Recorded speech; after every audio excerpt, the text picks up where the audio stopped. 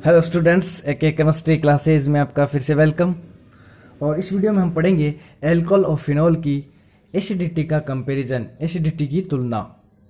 या इसको एक क्वेश्चन के रूप में ले सकते हैं कि अल्कोहल की तुलना में फिनोल अधिक अम्लीय होता है, या फिर एल्कोहल की कंपैरिजन में फिनोल 10 लाख गुना ज़्यादा अम्लीय होता है।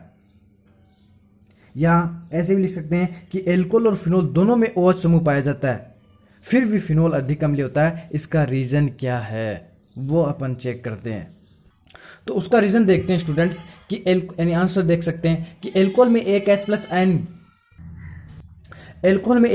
आयन देने के बाद एल्कोक्साइड आयन बनता है जो कि अस्थायी होता है, और ये पुनः H प्लस आयन को एक्सेप्ट करके ग्रहण करके एल्कोहल बना सकता है, इसलिए यह कम अम्लीय होता है। ये देखो एल्कोहल, इसने H प्लस डोनेट किया तो क्या बना? Alkoxide ion. क्या बन गया? एल्कोक्साइड आयन, जो कि अनस्टेबल होता है क्योंकि इसमें क्या नहीं पाया जाता? अनुनाद नहीं पाया जाता। ये H है, अपने इलेक्ट्रॉन ऑक्सीजन को देकर के ऑक्सीजन पे क्या जाता है? नेगेटिव चार्ज, और H किसके रूप में चला जाता है? प्लस के रूप में चला जाता है। अब बात करते हैं फिनोल की। फिनोल में क्या होता है कि H प्लस आयन देने के बाद में फिनोक्साइड आयन बनता है जो कि अनुनाद प्रदर्शित करता है, और इस अनुनाद के कारण वो क्या हो जाता है? स्थायी हो जाता है। इसकी अनुनादी संरचना से हम आसानी से समझ सकते हैं। इसलिए है फिनोल है, इसकी जो अनुनादी फिनोक्साइड, इन फिनोल से बना जो H प्लस आयन देने के बाद फिनोक्साइड आयन है, उसकी अनुनादी संरचनाओं से स्पष्ट होता है कि फिनोल है वो एल्कोहल से ज़्यादा अम्लीय होता है। अब देखते हैं, ये फिनोल है, इस H ने इलेक्ट्रॉन दिए ऑक्सीजन को और H प्लस के रूप में चला गया, बन गया फिनोक्साइड आयन। और ये स्टेबल क्यों है? क्योंकि इसमें क्या पाया जाता है? रेजोनेंस। अब जो फिनोक्साइड आयन है इसकी रेजोनेंट स्ट्रक्चर देख सकते हैं अपन, अनुनादी संरचनाएं, कि ऑक्सीजन पे जो नेगेटिव चार्ज है फिनोक्साइड आयन पर, वो नेगेटिव चार्ज ऑक्सीजन पे क्या लोन पेयर है? Single bond double bond. Lone pair single bond double bond ऐसी कंडीशन है तो वहां क्या पाया जाता है? रेजोनेंस। तो lone pair single bond double bond, या फिर negative single bond double bond, तो वहां क्या पाया जाता है? रेजोनेंस पाया जाता है, अनुनाद पाया जाता है। इसके कुछ एक रूल्स है, अपन पहले आपको समझा चुके हैं कि रेजोनेंस कहाँ कहाँ होता है। कि एकांतर क्रम में सिंगल बॉन्ड डबल बॉन्ड है तब भी रेजोनेंस होता है, एकांतर क्रम में negative single bond double bond है तब भी क्या पाया जाता है? रेजोनेंस। तो यहाँ negative single bond double bond, फिर सिंगल बॉन्ड, फिर डबल बॉन्ड, तो यहाँ क्या पाया जाता है? रेजोनेंस। तो इसमें क्या होता है? ये इलेक्ट्रॉन अगर यहाँ जाए, इसकी तरफ आ जाए, तो इस कार्बन पर क्या हो जाता है? इस कार्बन पर इलेक्ट्रॉन घनत्व क्या हो जाता है? बढ़ जाता है, यानी वैलेंसी इंक्रीज हो जाती है। तो ये बॉन्ड यहाँ से ब्रेक होकर के कहाँ चला जाता है? यहाँ। तो यहाँ क्या आ जाता है? नेगेटिव चार्ज आ जाता है। अब देखो यहाँ ये इलेक्ट्रॉन आने से यहाँ डबल बॉन्ड फॉर्म हो गया, यानी इलेक्ट्रॉन किस काम में आ गए? बॉन्ड बनाने के। तो नेगेटिव चार्ज ऑक्सीजन पर से हट गया। अब क्या हो? ये नेगेटिव चार्ज है, आगे इलेक्ट्रॉन भेज दे यहाँ, तो इस कार्बन की संयोजकता बढ़ गई, तो ये बॉन्ड तोड़ देगा और इलेक्ट्रॉन कहाँ भेज देगा? यहाँ पे भेज देगा। तो यहाँ क्या जाएगा? Minus charge. ये ऐसा का सही सेम है। फिर आगे ये नेगेटिव चार्ज इलेक्ट्रॉन यहाँ भेज दे, तो यहाँ डबल बॉन्ड बनने से इसकी वैलेंसी क्या होगी? इस कार्बन की ज़्यादा, तो वो बॉन्ड को कहाँ भेज देगा? आगे। तो यहाँ नेगेटिव चार्ज आ जाएगा। फिर अगले स्टेप में अगली जो रेजोनेंस स्ट्रक्चर होगी, अनुनादी संरचना की, वो क्या होगा कि ये जो नेगेटिव चार्ज है स्टेबल आने के लिए, बॉन्ड बनाने के लिए इलेक्ट्रॉन भेजेगा यहाँ, तो इस कार्बन की संयोजकता 5 हो जाएगी। तो ये क्या करेगा? बॉन्ड वापस ऑक्सीजन की तरफ शिफ्ट कर देगा, जिससे ऑक्सीजन पे क्या आ जाएगा? वापस नेगेटिव चार्ज आ जाएगा, और एक लोन पेयर और आ जाएगा। 2 लोन पेयर होते हैं ऑक्सीजन पे, एक लोन पेयर वापस आ जाए। क्यों? क्योंकि दोनों के दोनों इलेक्ट्रॉन किस पर आ गए? ऑक्सीजन पर आ गए। 2 इलेक्ट्रॉन का मतलब एक पेयर ऑफ इलेक्ट्रॉन, और इस पे क्या जाएगा? नेगेटिव चार्ज, क्योंकि एक अतिरिक्त इलेक्ट्रॉन इसके पास आ गया। अब देखो फर्स्ट जो अनुनादी संरचना, फर्स्ट जो स्ट्रक्चर है फिनोक्साइड की, और जो लास्ट इसकी जो अनुनाद के बाद में जो स्ट्रक्चर बनी है, इसमें देखो बॉन्ड डबल बॉन्ड एक दूसरे के कहाँ? जस्ट विपरीत है। यहाँ वाला बॉन्ड आपको जस्ट विपरीत मिलेगा, यहाँ वाला बॉन्ड आपको जस्ट विपरीत मिलेगा, और यहाँ वाला बॉन्ड भी आपको जस्ट विपरीत मिलेगा। ऐसा इसलिए हुआ क्योंकि रेजोनेंस के थ्रू है, इसके अंदर जो डबल बॉन्ड है वो रिंग के अंदर, या नेगेटिव चार्ज है वो रिंग के अंदर घूमता रहता है। अब इसका अनुनादी संकर क्या है? नेगेटिव चार्ज जब पूरी रिंग पर घूम रहा है, तो मतलब डोटेट से इसका मतलब रोटेट कर रहा है। कौन? Negative charge. बीच में क्या लिख दिया? Negative charge. ये डॉट डॉट डॉट डॉट, ये मतलब रोटेट कर रहा है इस पूरी रिंग पर नेगेटिव चार्ज। और यहाँ एक बॉन्ड तो था ही, एक बॉन्ड है, डॉट डॉट से दर्शाया, मतलब इस पे क्या है? डबल बॉन्ड फॉर्मेशन हुआ था। तो ये जो रेजोनेंस हाइब्रिड हो गया, नहीं अनुनादी इसका संकर हो गया, और ये 1 2 3 4 5 इसकी क्या होगी, अनुनादी संरचनाएं हो गई। इसके द्वारा यानी रेजोनेंटिक स्ट्रक्चर के द्वारा फिनोक्साइड आयन क्या होता है, स्टेबल होता है।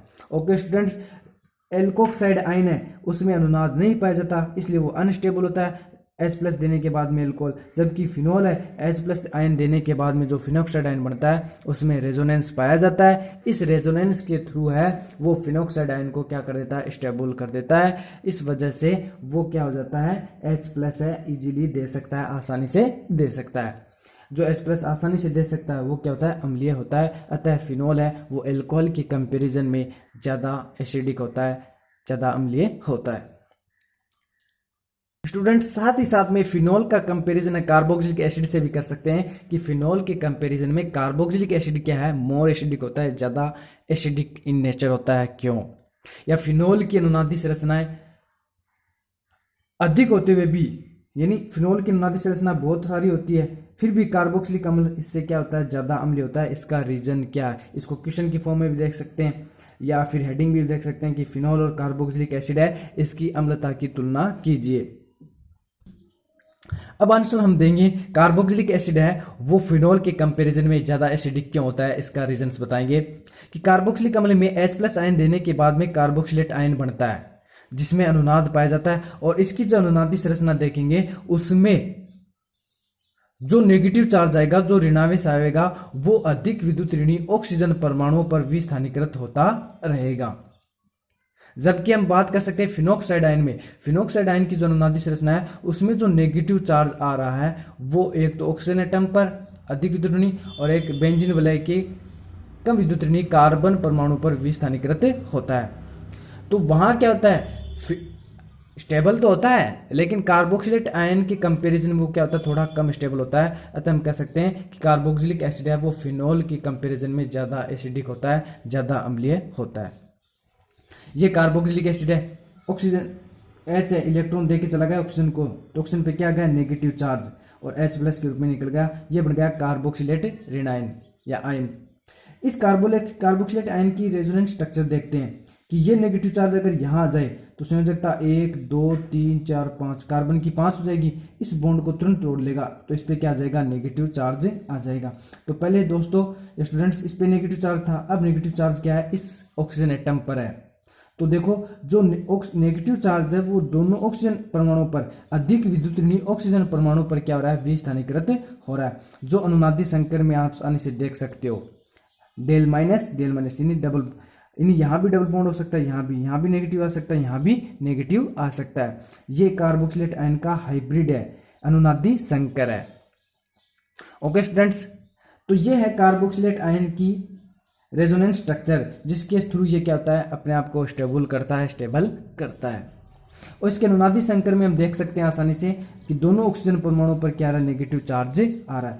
अब देखो दोनों ऑक्सीजन जो परमाणु है, एटम है, इनके बीच में ये जो बंद दूरियां वो भी लगभग क्या हो जाती है, समान हो जाती है। किसके थ्रू, रेजोनेंस के थ्रू।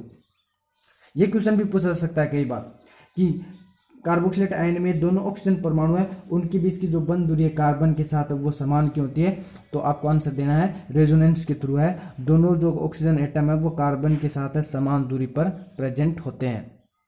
बेंजोइक एसिड में भी देख सकते हैं C6H5COOH, इसमें भी H इलेक्ट्रॉन देकर के ऑक्सीजन को क्या है, बेंजोइट आयन फॉर्म करता है, बेंजोइट आयन फॉर्मेशन करता है। इस बेंजोइट आयन की अनुनादी संरचना में क्या होगा कि ये जो नेगेटिव चार्ज है वो इलेक्ट्रॉन भेज दे यहाँ, तो इस कार्बन की संयोजकता कितनी हो जाएगी, 1 2 3 4 5, तो ये तुरंत ये इलेक्ट्रॉन तोड़ करके इलेक्ट्रॉन भेज देगा यहाँ।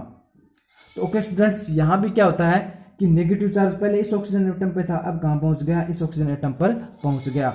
जो इसके रेजोनेंस हाइब्रिड में अनुनादी संकर में आसानी से देख सकते हैं कि नेगेटिव चार्ज जो ऑक्सीजन एटम पर क्या कर सकता है, आ सकता है, विस्थानीकृत हो सकता है। इसका मतलब है ये भी क्या होता है, अनुनाद के थ्रू है स्टेबल हो जाता है। जो बेंजोइक एसिड से बना क्या है, बेंजोइट आयन, रेजोनेंस के थ्रू क्या हो जाता है, स्टेबल हो जाता है।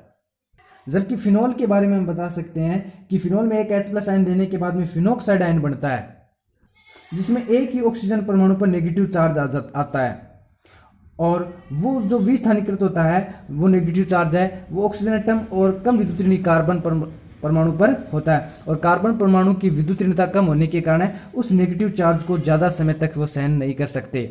इसलिए हम कह सकते हैं कि कार्बोक्सिलिक फिनोक्साइड आयन स्टेबल तो होता है, लेकिन अगर कार्बोक्सिलिक एसिड की हम बात कर सकते हैं या कार्बोक्सिलेट आयन की बात कर सकते हैं तो इनके कंपैरिजन में क्या होता है, वो थोड़ा लेस स्टेबल होता है, कम स्टेबल होता है। इन रीजंस के कारण है, इस कारण है कि कार्बोक्सिलिक एसिड है वो फिनोल के कंपैरिजन में ज़्यादा एसिडिक होता है।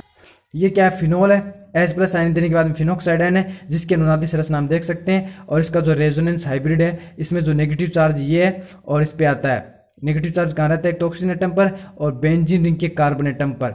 तो कार्बन की विद्युत ऋणता कम होने के कारण उतना ज़्यादा स्थायी नहीं होता जितना कि ये नेगेटिव चार्ज अधिक विद्युत ऋणी परमाणु पर रहता है। जैसे कि कार्बोक्सिलेट आयन में जो नेगेटिव चार्ज विस्थानीकृत हो रहा है वो दोनों अधिक विद्युत ऋणी ऑक्सीजन परमाणु पर ही होता है और ऑक्सीजन परमाणु की विद्युत ऋणता अधिक होने के कारण उस नेगेटिव चार्ज को वो लंबे समय तक सहन कर सकता है। जबकि फिनोक्साइड आयन में जो नेगेटिव चार्ज आ रहा है बेंजीन रिंग के कार्बन पर विस्थानीकरण होने के कारण ये इतना ज़्यादा इसको सहन नहीं कर सकता क्योंकि कार्बन की विद्युत ऋणता कम होती है। ओके स्टूडेंट्स, इस आधार पे हम कह सकते हैं कि फिनोल के कंपैरिजन में कार्बोक्सिलिक एसिड है वो ज़्यादा अम्लीय होता है। अब कुछ एक यौगिकों की अम्लता का बढ़ता क्रम है। एल्कोहल है, एल्कोहल से ज़्यादा अम्लता होती है H2 की, क्योंकि Ka का मान है वो क्या है, वाटर का। एल्कोहल किससे ज़्यादा एसिडिक होता है, वाटर। वाटर से ज़्यादा होता है फिनोल, क्योंकि देखो Ka के मान के आधार पर हम आसानी से समझ सकते हैं जिसका Ka का मान ज़्यादा होता है वो अम्लीय होता है। इसका देखो -10 की पावर -16 से -18, इसका 10 की पावर -14, इसका 10 की पावर -10 और कार्बोनिक अम्ल कार्बोनिक एसिड है इसका 10 की पावर -7 और जो एसिटिक एसिड है इसका 10 की पावर -5 Ka का मान होता है। इसलिए कार्बोक्सिलिक एसिड वो मोर एसिडिक होता है इनके कंपेरिजन में। ओके स्टूडेंट्स, नेक्स्ट वीडियो में और भी कंपाउंड है उनकी एसिडिटी का रिलेशन चेक करेंगे।